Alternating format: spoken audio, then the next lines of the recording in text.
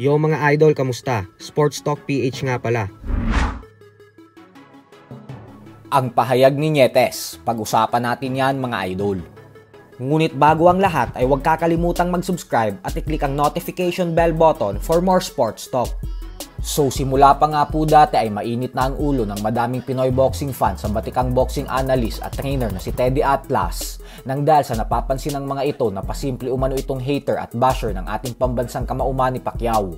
Gawa ng naniniwala si Atlas na gumagamit ng pinagbabawal na gamot si Pacman dahilan kung bakit nagawa nitong maging bukod tanging nag-iisang 8th Division World Champion sa sports ng suntukan.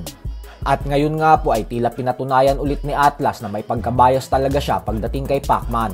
Ito po ay dahil sa inilabas niyang listahan ng top 10 greatest pound for pound fighters of all time ay hindi niya man lang isinama ang pangalan ni Manny Pacquiao.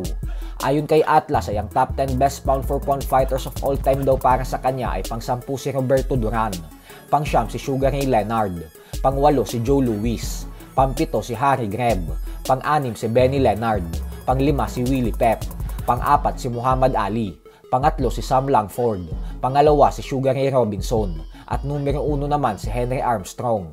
Kapansin-pansin po na wala talaga ang pangalan ni Pacquiao.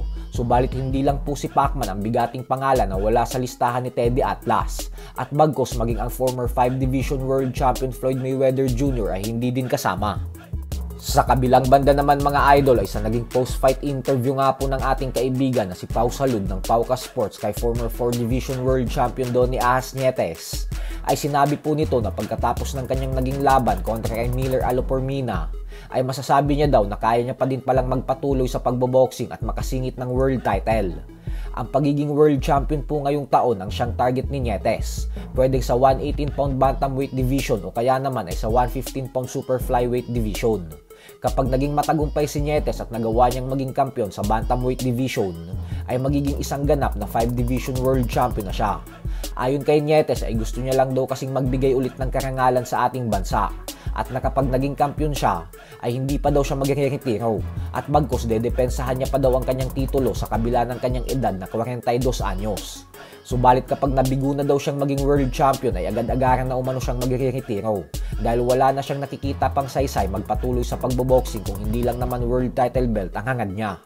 Hindi na din po magpapahinga si Nietes dahil sinabi po nito na babalik na agad siya sa pag-e-ensayo. Nang sa ganun ay pag dumating ang pagkakataon na world title ay handa agad siya. Nalalaman ko na sa pagbabalik ko na pwede pa pala akong patuloy, pwede pa akong makasingit ulit ng world title. World title? Yes. Okay. So, siyempre, yun ang target natin. Hindi tayo babalik ng boxing pag hindi tayo magta-target ng world title talaga. So, yun ang target ko. Kaya ako nagbalik muli para makasingit ako ng world title. wow, okay.